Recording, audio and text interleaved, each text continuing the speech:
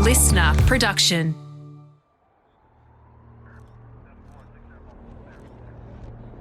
Policing is an extremely complicated practice, particularly the work of detectives. My guest this week is Michael Ashwood, who was a homicide detective inspector in the New South Wales Police Force when he retired in 2010. He spent 16 years as a homicide detective, including 3 years in the Sex Crime Squad.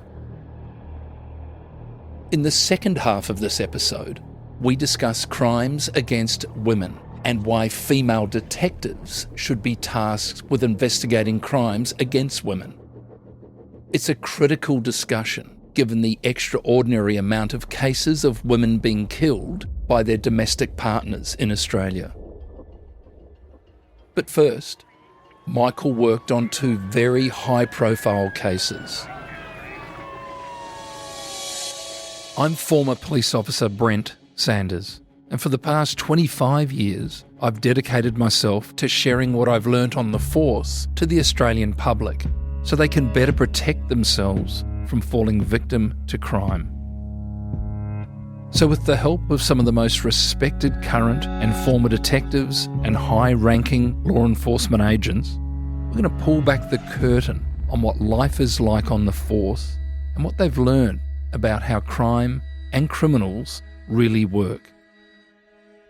These are real stories from real detectives.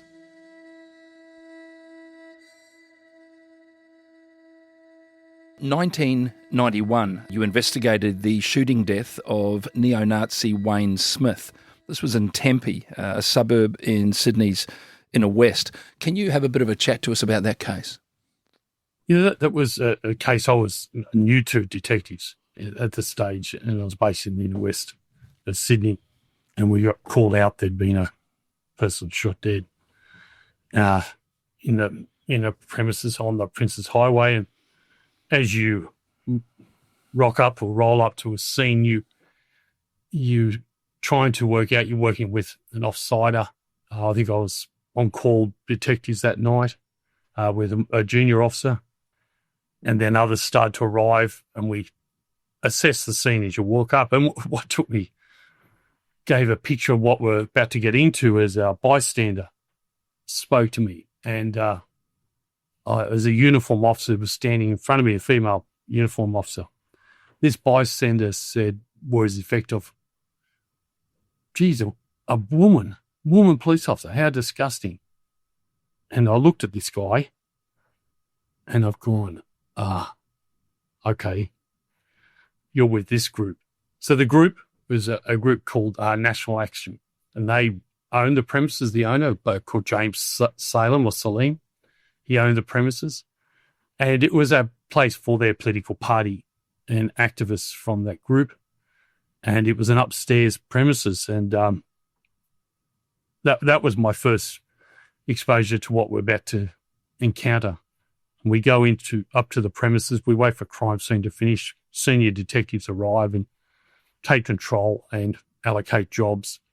From that, we established that a colleague had, and he was on the premises, had shot dead one of his own mates over a dispute over an allegation with a Nazi, right-wing Nazi party, or whatever you want to refer to it as, from Western Australia, where that person was a police informant.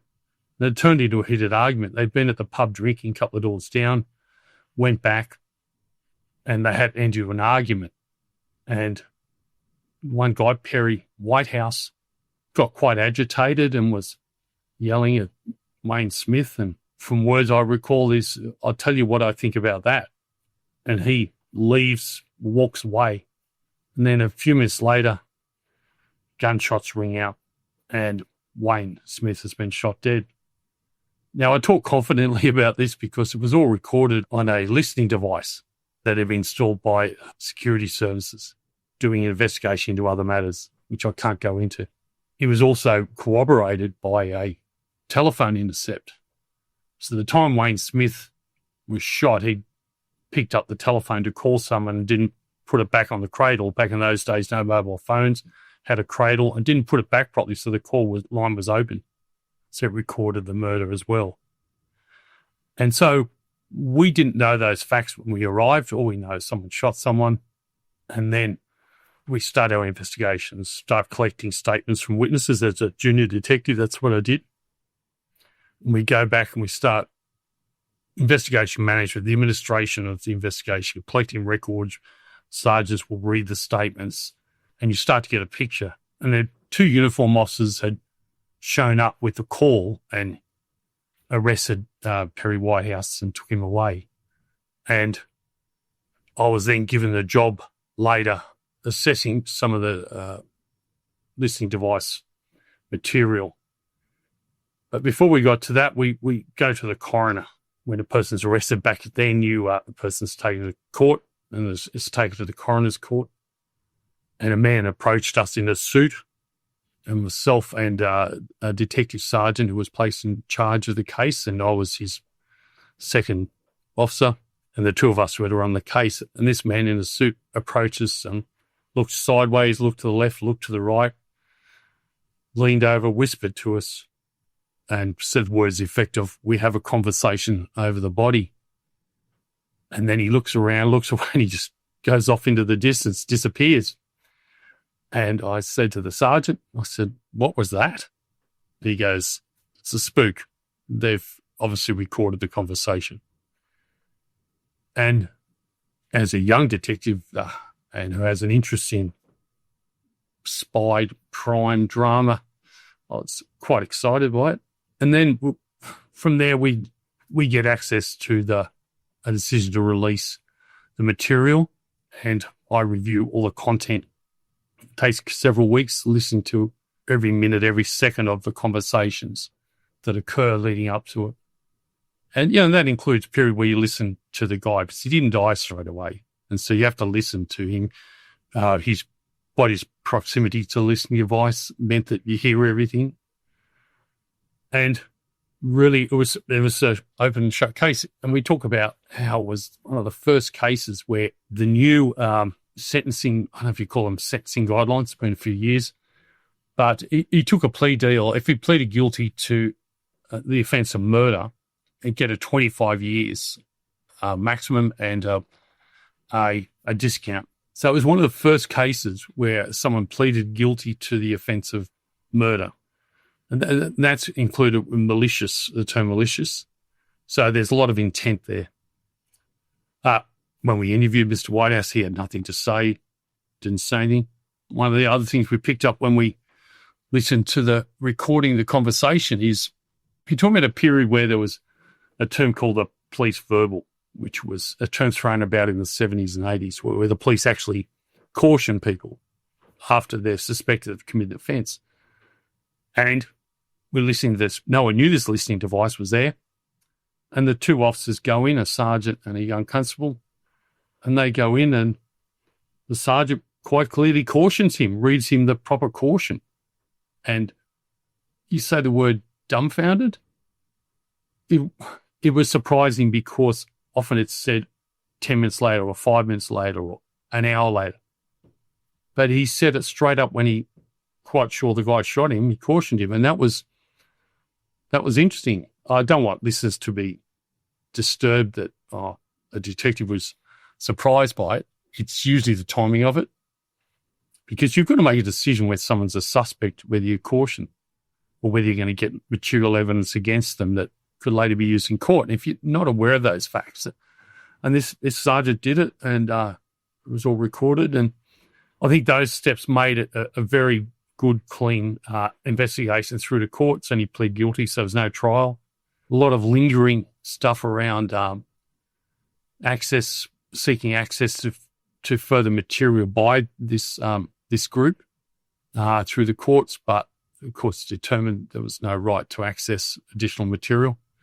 I do remember, and this is a tragic thing, the poor guy who died, he's wearing a blue singlet with Southern Cross on his singlet, and it had the words, "Say no to the new gun laws, crime control, not gun control." And his body had bullets in it. it's quite ironic to see that. And it's graphic, I understand, but that is what you see, what a detective sees when they go to a case. The person was convicted. He's later released after serving his time. But it does go down as a very interesting case, and certainly learned a lot from it. Michael, with this, certainly in your experience, as you've alluded to, you were relatively new to the realms of, homicide detective, homicide squad. This would have been the first case, I'd imagine, that you're involved with where there was, listening devices and then having to listen back through that. Was that a relatively new sort of a concept at the time with regards to some of these different groups? Yeah, I was at the time. I was actually attached to Newtown Detectives. I went to homicide a year later. We had sadly quite a number of homicides in our area. This was one of them. There's another 3 that I worked on and got the experience, and very good with we call our investigation management systems. Your IT computers were very new in that period. And yes, listening devices at that time, that they did come up in investigations. Sometimes like in this case, you can catch people out unawares with a crime. There have obviously in more recent years, yes, there's been a lot captured on video, audio, but it was one of the few. And, agencies have a decision whether to release material under that's their rules of, Australian Secrets Act or whatever it is, about what they can release and when they can release it. But in this case, I think they did the right thing in releasing portions of the material for us to use, and it was good. And of course, when you get into a procedural sort of discussion around, in this case, a homicide or an alleged homicide, an arrest, an investigation, the best outcome for all concerned, certainly for the investigators like yourself, is to get a guilty plea from the offender, in this case, Perry Whitehouse, because once a guilty plea is entered, we don't have to go through the weeks and weeks of drawn-out court cases and providing evidence and calling in witnesses. And I would hazard a guess that the guilty plea was very closely linked to the offender and his legal counsel sitting down listening to the audio on the listening device, and very little wriggle room once you know that's going to be presented in court, I would imagine. And I agree with that. I think not knowing, obviously, how the machinations, conversations, we always treat a homicide case or any criminal investigation, your focus is on the premise that once you have a suspect, that they'll plead not guilty. You collect significant circumstantial evidence as much as you can. The direct evidence from witnesses you try to get at the time. This is quite good direct evidence. We didn't have to go down the path of voice identification matching, which you do in other cases, or video for facial recognition, things like that. What's clear, I think we also processed another couple of his colleagues for manslaughter or accessory after fact. The listening device they were unaware of. They're always paranoid about it, but they still can't help themselves. And this organisation, there was Whitehouse gave instructions to another guy to pick up cartridges after he shot him. And there's another conversations coming back to me now that Whitehouse said just after he shot him, the period afterwards, conversation as he whispered into Wayne Smith's ear after he believes he's dead is all captured on the listening device. And they're very, very, very chilling words, very chilling. And so in this case, we've got an insight into what we call post-behavioural analysis. What does the offender do after they've killed someone? And this gives you an insight into exactly, because he thought he was just whispering to a dead person, but he was whispering into a listening device. And I think those things, those conversations that he had with Mr. Smith before, during the shooting, and just afterwards in his ear, negates any defence of self-defence, mitigation. I was on drugs, I was affected by this, I wasn't thinking straight. It showed a very callous, cold behaviour through and after, and then the conversation confirmed that. Michael, you mentioned White House, the offender knelt down and made comments into the ear of the deceased, Wayne Smith.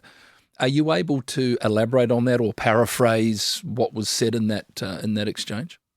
Yes, this White House whispered words to the effect of, "You fucking prick, die, you fucking prick." Words like that. There could have been a couple more. I don't remember at the top of my head now.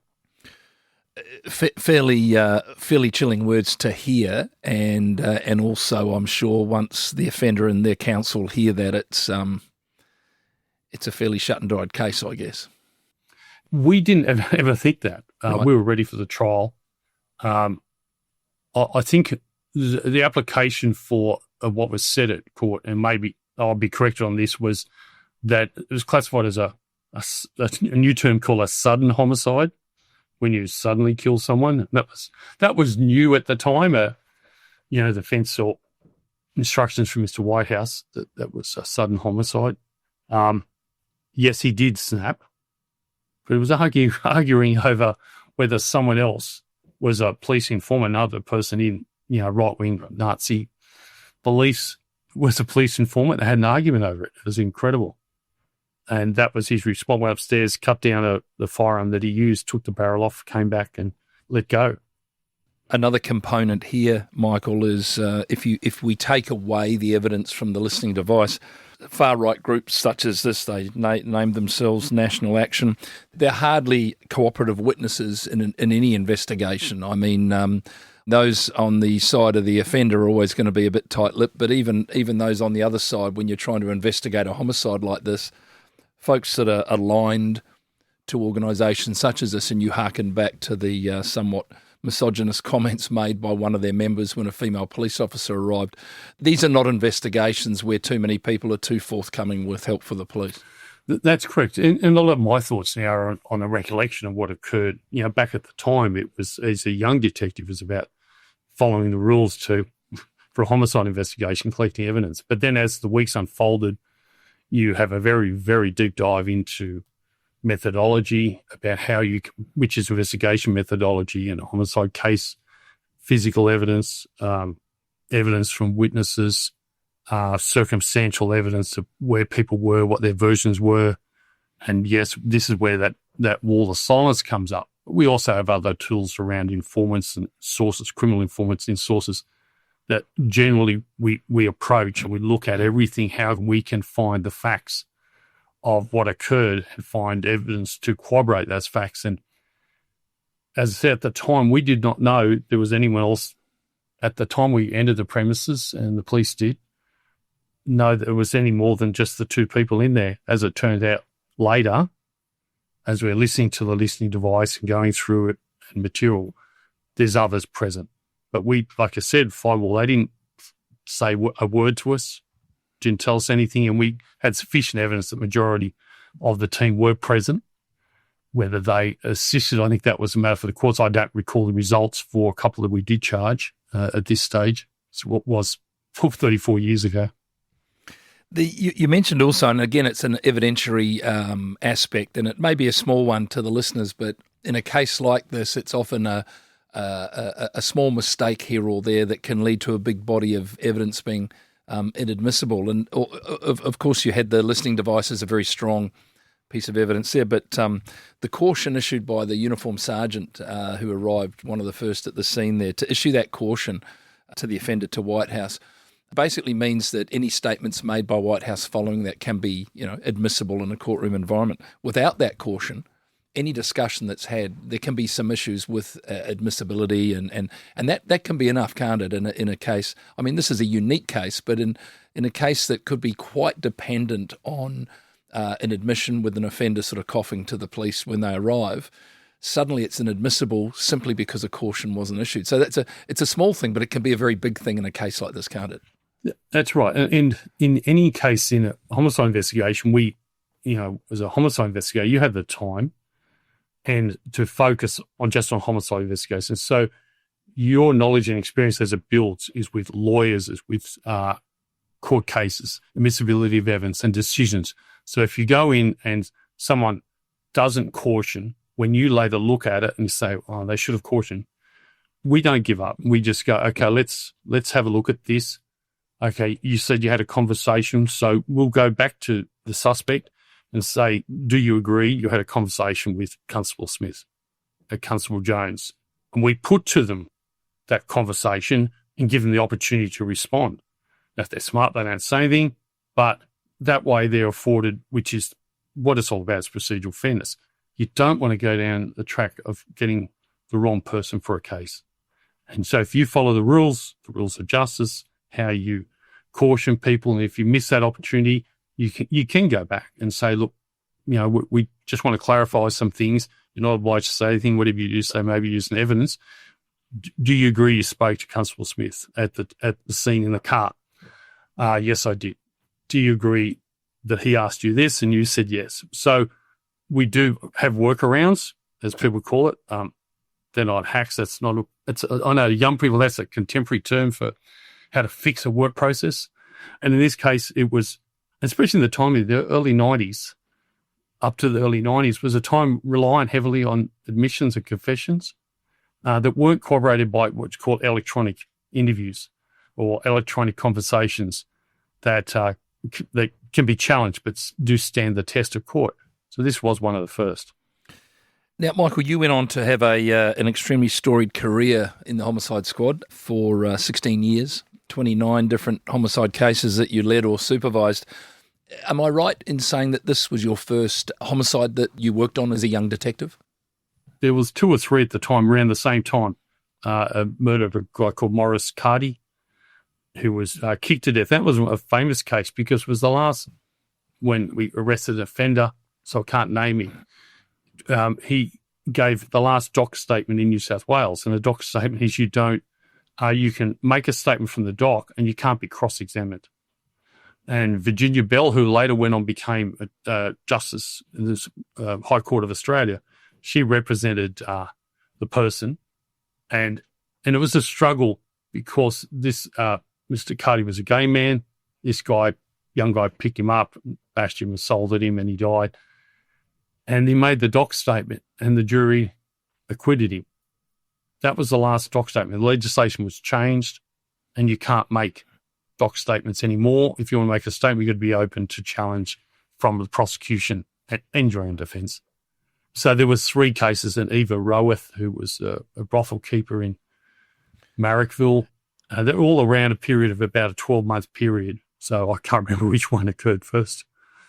That's a steep old learning curve, though, isn't it, for a relatively a young detective stepping out of uniform into plain clothes, and you got 3 homicides within a period of sort of 12 months. You're almost running from one straight into the next, and then straight into the next one. Yeah, and that's I think what attracts people to go into plain clothes criminal investigation is the hunt, the chase. You do reflect why on earth you ever took this career path and put on 40 kilos, and life events occur after it. But at the time, it's the excitement, the thrill of chasing, wanting to. It's not, for me, it wasn't about getting someone. It was getting involved in the process and the hunt and chase, and And so a lot of us young detectives, that's what it's all about. We give up everything. We just blinker out the rest of the world, and this is going to be all about me now. And that's a necessary aspect of that type of investigation, but and it may be a topic for another day, but it doesn't come without its impacts on other things around family life and things like that, I'm sure. That's right. Yeah. Yeah, that's correct.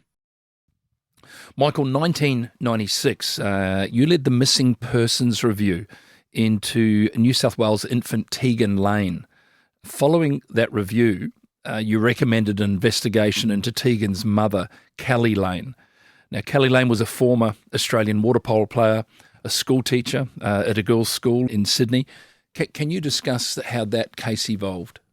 The case evolved from the Department of Community Services, I think it is back then, I can't remember the correct name. When you're born in Australia and you're a child, the Department of Community Services just keeps a track of births to ensure that the child is cared for. And a particular case officer noted that in this case with Tegan, she'd been released from hospital early. I use the word loosely, released from Auburn Hospital. And he'd been trying to follow up with Keli Lane. How's the baby? What's happening? Because she's left, and she wasn't discharged properly. Concerned for Tegan's welfare. So that's how it began. They have good people out there looking out for the interests of the little ones. Keli had left the hospital before what was called a heel prick test, which is a blood test for all infants. It's been taken for time immemorial. I think World War II, World War I, the English started to do it to collect a database. There's called National Injuries Database of blood samples of little ones to look for diseases, genetic diseases, chronic conditions, and identify those.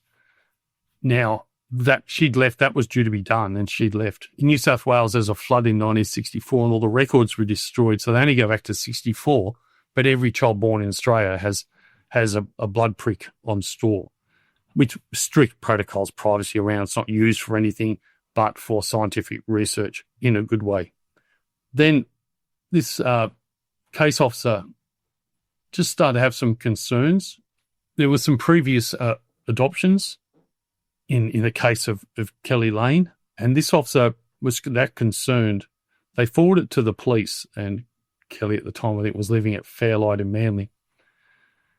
And it went to Manly Police and for some inquiries, and this went over a few years, and there was an interview done by the detectives to ask Keli Lane, and you're talking about a period where men talking to women about sex or pregnancy stuff, they're very, very awkward. And they were either rude and abrupt or just awkward and didn't know how to ask the questions or be direct. So a couple of male detectives spoke to her and said, can you tell us what happened? And she gave a version that she left the hospital and she gave the baby to a couple called Morris or Norris. And that would be significant, those words. One, because they're the words spoken, or her version of what happened straight after she left the hospital. And they accepted that version. But what we know from the case was she's left the hospital with baby at Auburn. She's due in 2 hours to attend a wedding at North Head or somewhere in Manly. I think it was North Head. And there's video footage of someone at the wedding recording her coming in with, at the time, her boyfriend. So in 2 hours, she's left the hospital without telling anyone, and she shows up in a dress, an outfit for this wedding. So we have a very narrow time frame now to get from Auburn through to Manly. The video footage stands in your mind when you see her and her boyfriend walk down as they take their seats in the church. And you're thinking, part of your thoughts are, how did she get to this point? Where is the baby? What's going on? And so it was always treated as a missing persons case, not as an outright homicide case, because in the world of circumstantial evidence, you've got to prove if there's no body, that everything's been done to try and find it. And so over a period of years, Manly detectives did some investigations, and then it was referred, one of our inspectors from homicide did a review of it in the early 2000s and couldn't take it any further than unsolved homicide. It was referred to us, and we have what's called a dedicated review team with brilliant young detectives who have usually university degrees or masters, who are great researchers in that review team, plus their mind is objective. They're not subjective. They don't go in there and go, yeah, she's done this. They look at the evidence. They look at ideas and strategies. And so I had a few meetings with them and went over to Manly detectives, had a few meetings with them and one of their case officers to look at the evidence that we've got. We've still got this problem. There's no child. And the circumstantial evidence put all together means that this required a task force investigation by the unsolved team, and was allocated to a team, and there were hundreds and thousands of inquiries to locate Tegan Lane. There was no evidence where her body is or if she's alive. But in the end, a jury is a panel of peers of human beings, and with the proper rules administered by the judge and everything's done properly, it's an outcome where you're seeking what actually happened. It was determined and it's stood up by the Supreme Court of New South Wales, full bench, and the High Court that Keli did kill her child and that she was guilty of it. And she says in the sentence, she's never spoken or provided a version other than she gave it to these people called Norris and Morris. And I think everyone would like to see Tegan appear somewhere alive. And it took a massive toll on staff from Unsolved Homicide. If you're talking about decisions by women about what happens in pregnancy, and it's one of the most sensitive issues around, and it took a big toll because we're asking to put together a brief of evidence from the Crown to run a trial, and no one wants to see an outcome like that. No one's focused, we're going to get her. No, that's furthest from the truth. Everyone, till this day, we'd still like Keli Lane to say, this is what happened. She's serving 20 years. Coming up, why female detectives should be tasked with investigating crimes against women.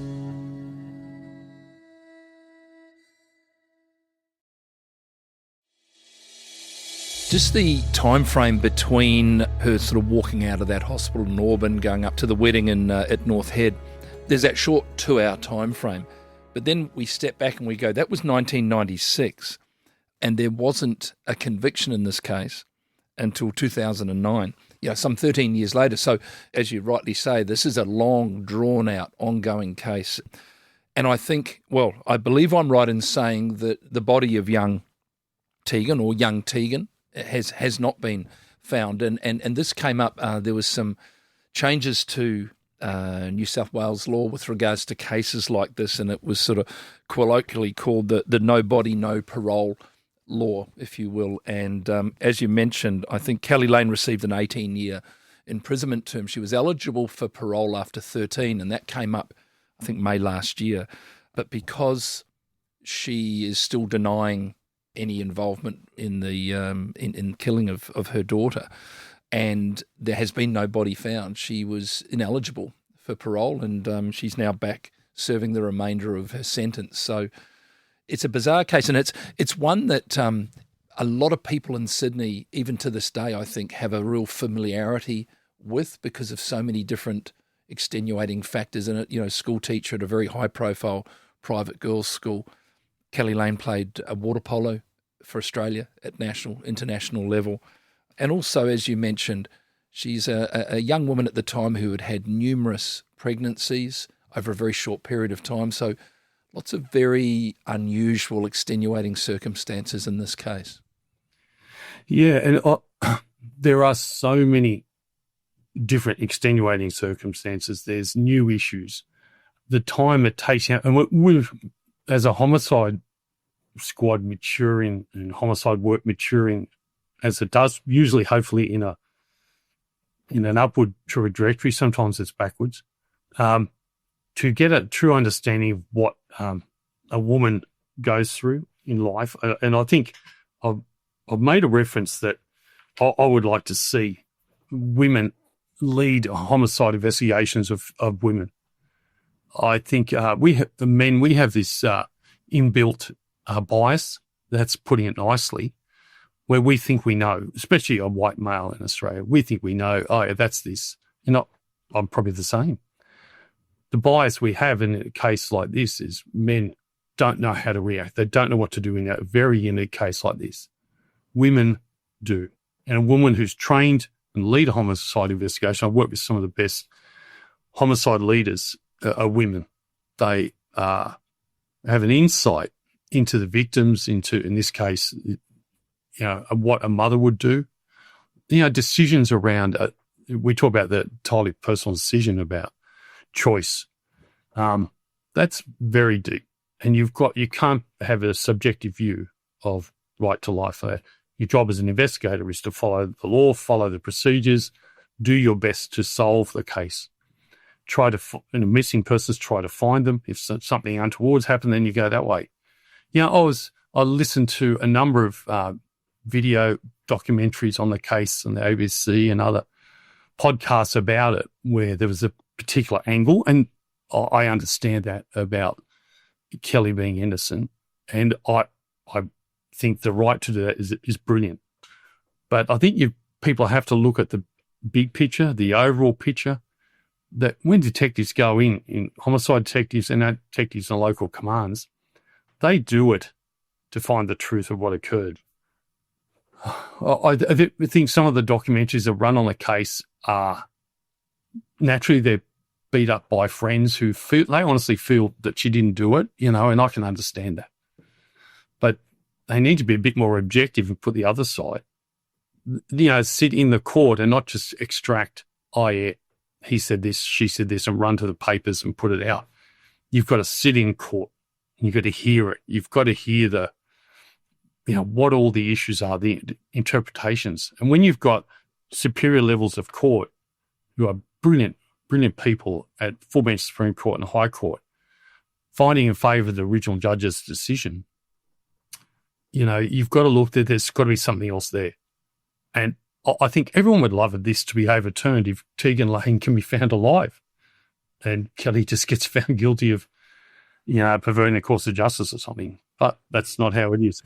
It's such an interesting insight. You talk of that, I guess the term that's used is unconscious bias, or in some cases perhaps it is a conscious bias, but let's call it unconscious bias of investigators that, you and I as Anglo-Saxon males, we come to an investigation with all of this sort of in our background, and it's a really interesting thing.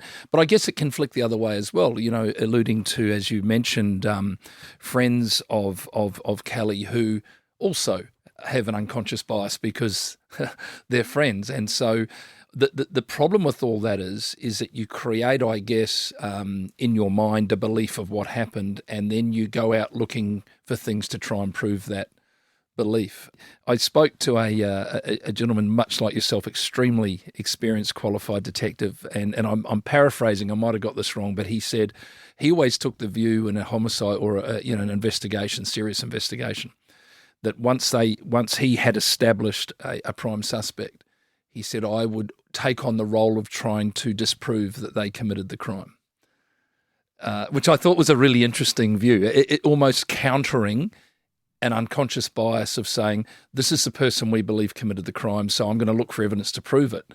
He said, well, I would do the opposite. I would try and find evidence to disprove it. What are your thoughts on that? I thought that was a really interesting take. I think, when you look at academic studies, the basic psychology is you want to prove something, you disprove it.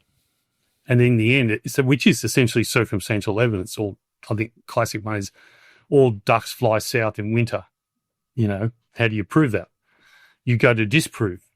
And that is exactly what criminal investigation. Now, back when I was a detective, there was some probably eminent people like former Assistant Commissioner Clive Small on the task force head back in the I was fortunate to be on. He had an insight into those issues. He'd been the lead investigator at a number of royal commissions. And he started to understand, he had a diploma in criminology from Sydney University, understanding the theory about crime and methods, and I was doing criminology through Western Sydney. The fundamental thing is you look at what the Privy Council in England looks at, what is the evidence, the high standard you can find, it's called direct evidence. I saw, I heard. The next level down is circumstantial. So how do you prove it? You try to disprove, you try to eliminate people. But when you're caught up in the initial stage of investigation, excitement, and I've been like that too, of you get gifted a suspect or a person of interest and you're chasing your tail.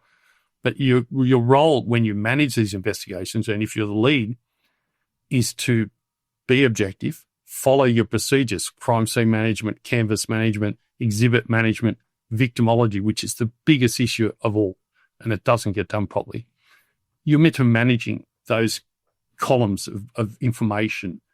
And then there's a classic point, if you treat the crime scene as a dot, and your lines of inquiry branch out from that. in the different quadrants of crime scene management, exhibit management, your suspect sits in the outer circle.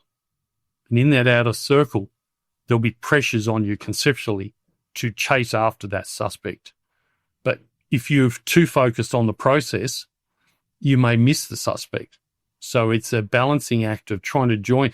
Classically, they talk about joining the dots. If you were to draw this in a diagram, it is about joining those dots, but you've got to let the dots join themselves. So you've got to have lines of inquiry into your persons of interest, but you've got to be balanced, making sure the gun that was seized at a rubbish tip has been processed and examined and eliminated. And then we use the terms eliminate people, eliminate fingerprints. That's how you work. And if it's not eliminated, then you start to change your focus and start to prioritize a bit. So you're 100% right. It's circumstantial evidence is about that. Michael, you went through that list of key ingredients to an investigation, and you highlighted victimology as the most important. Can you just expand on that? What do you mean by that term and its role in a homicide investigation? So a victimology is, you can call, some people refer to, how do you profile a victim? But victimology is the study of. It's just your study of the victim. And the resources, it often is bound by the resources that are limited you're given, but you have to look at so much about the victim's background, victim's motivations, why the victim walked that night out of the club to the right instead of the left and disappeared. Who did the victim meet? What was previous relationships like? And when you're a detective, and particularly if you're young and inexperienced, you're more likely to be subjective. You go, well, I don't know why she did that. I don't think that's right. I'll eliminate that. I think she went that way. And that is a constant problem. And, as a director on our homicide course in the early 2000s, we teach people, follow our process, our steps, victimology, crime scene management, exhibit management, the forensics, giving those things priority. So when we make decisions about a suspect or a person of interest, you base it off what we try to be is independent evidence, which is, let's say, fingerprints, CCTV, evidence that's offered by someone not connected to the victim or to the thing, that we give those a higher weighting. Sometimes people don't. So your victim should be allocated to, if you have enough resources, a whole team or 2 staff, and they're focused on that victim, doing searches of victims' homes where they lived, going through all their friends and coming back with a picture that is true. And this is a problem. It's done usually by men, and us, we have a bias. We don't look at a sexual encounter with a young woman.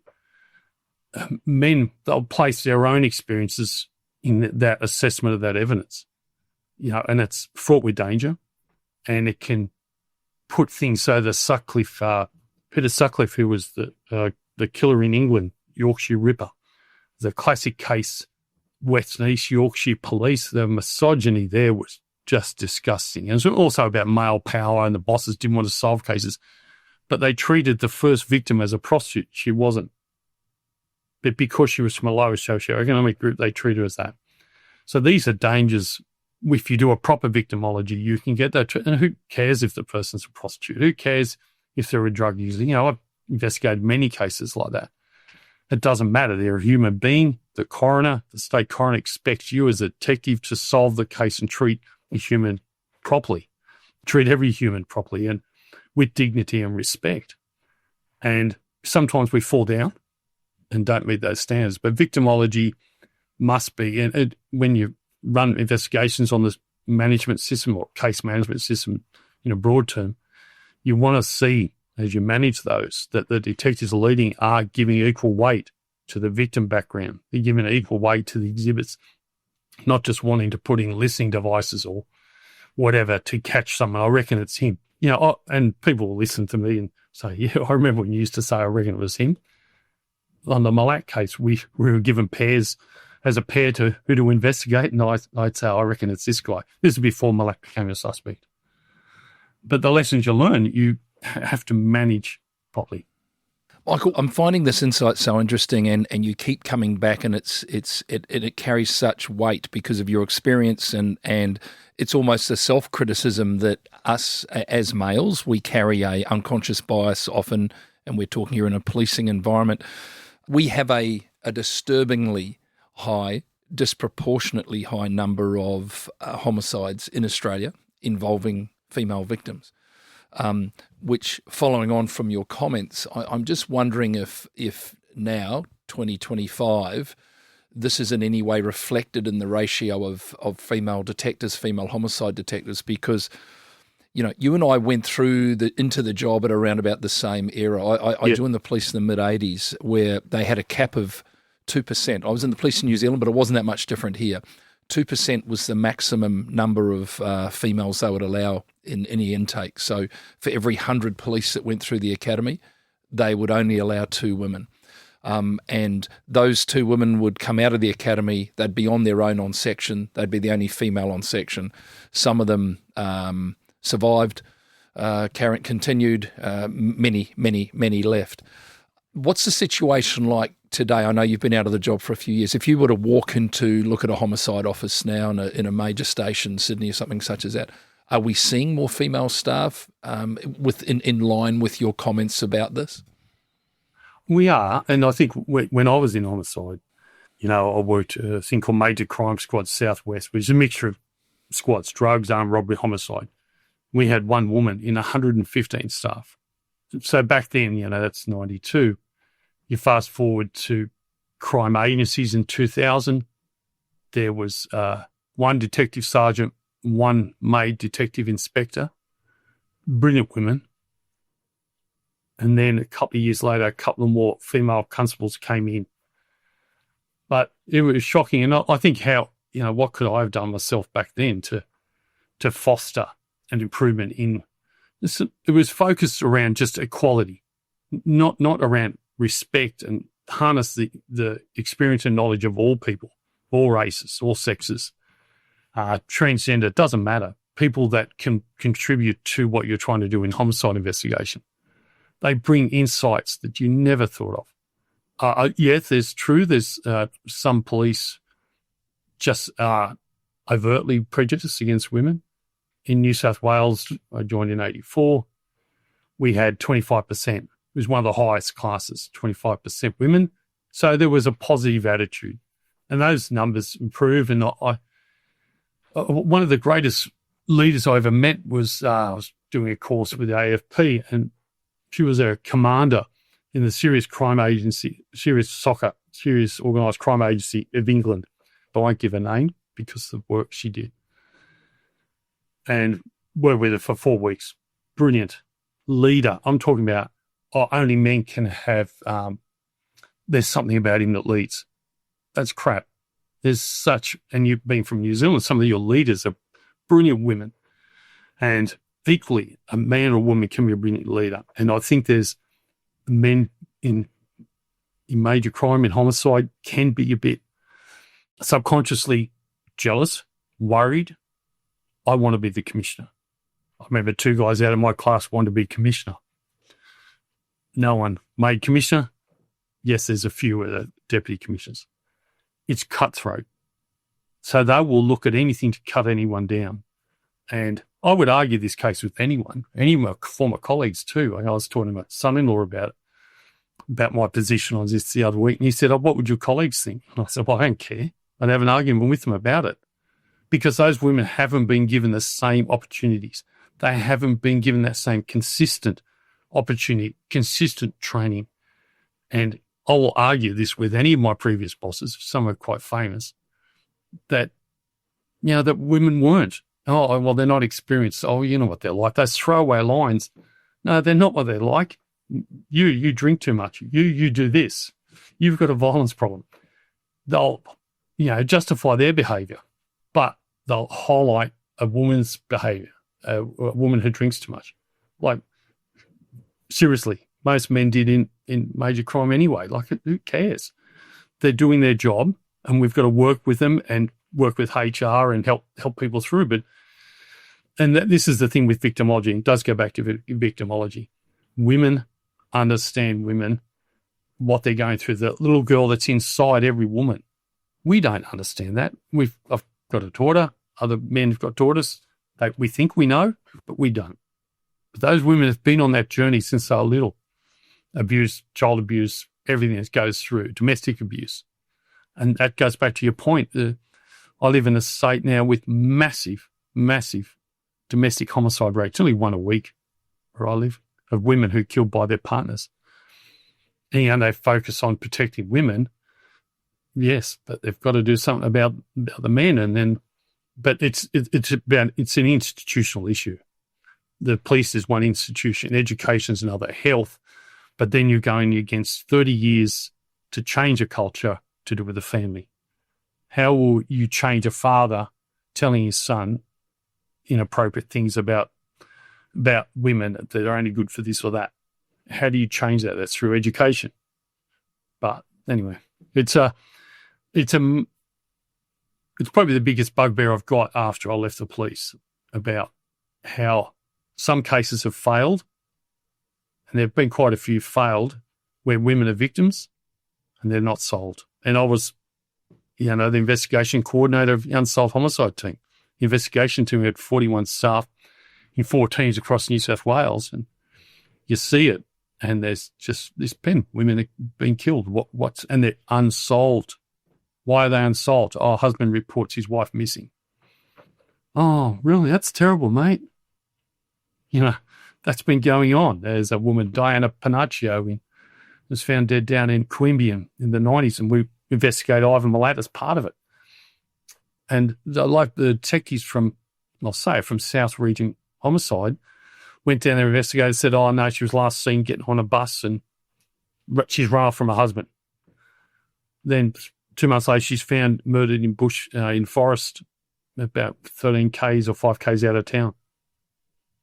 We have to do better as law enforcement bodies to fix this problem. And part of the things that we can do, what we can change, is how women are trained, how they're brought up to be leaders in homicide, and do that mature, intelligent assessment when you get a case. Who's going to lead this? Not Wendy because she went out with Tom, or we can't have this. That's crap. Stick to having the best on merit and identify women and train them. And there's a big failure in that. And maybe it's a fundamental thing. Us men, patriarchal society, don't like women being in charge. I don't know.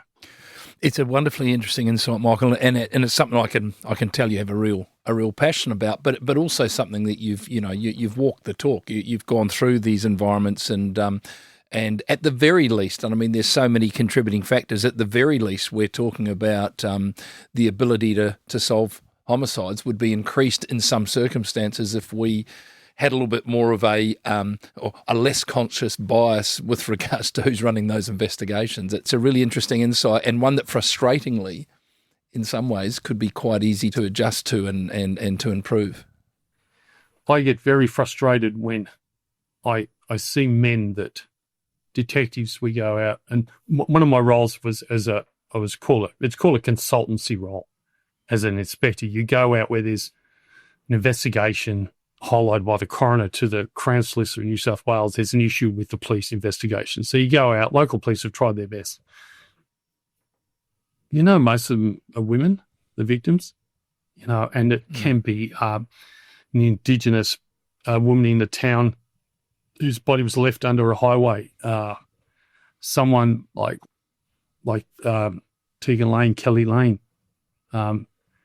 There's so many cases where, and you go to those, you work with the local police. What's your problems? Let's focus on this. So you review it, and you work with them, leave them with some tasks, which you're continually travelling the state. You're running investigations, you're supervising investigations, and you're also consulting on these stuff-ups, if you want to call it that term. It's not hard, but there's no will. You have a female commissioner in New South Wales who has the will. Do the people underneath her have that will as well? And some of them are my former colleagues. I don't know. I'm hoping things are changing down there. There's a lot of wolves that after the Royal Commission that went back and hid in the trees after the Royal Commission. They didn't get a gig, they're saying, in the specialist squads of crime agencies, or STIB, which was the technical branch, or SKIA, which is Special Crime Internal Affairs. And they just pulled back. And then about 2005, things changed and they started to come back out. Those misogynistic behaviours, it just started to come now, and I sit from afar and look at some of those things, how some of these cases, a woman homicide is treated as shocking. And one case of the example, this is going to be very, very controversial, but I agree with the view. When the police officer killed his former boyfriend and his friend in Sydney, and it was quite a shocking event. In the weeks before that and after, a number of women were killed. You had domestic homicides. Were the same resources given? No. And this is from a feminist point of view, that the resources we allocated greater to a male investigation, male homicide, than to a female. And I know this, how many resources get allocated. I'm in the discussions with commanders about local area. I can only give you 2 staff. I can only give you 1. I can't give you any cars. We've got a problem with broken windows. We've got a problem with robberies. Something has to change. I'm just, I'm not going to go into politics of why domestic violence rates are high. I'm looking at this, how we can try and solve it. But, there's a lot of correlations, obviously, between gambling and domestic violence. But, it's up to the politicians to work that out. Michael, I just want to thank you so very much for joining us here today. This has been such a wonderful insight, not only into homicide investigation, but I've really enjoyed your insight around unconscious bias and investigation of particularly female homicides. And Michael, I want to thank you for your 23 years of service to the good people of New South Wales. And I know that you continue to do a lot of very passionate work in this space. And thank you so much for your time. Thanks, Brent. It's been a pleasure. Thank you. That's it for this episode of Crime Insiders Detectives. Join us later in the week for Crime Insiders Judgment and Crime Insiders Rewind. And next week, another episode of our Forensic series.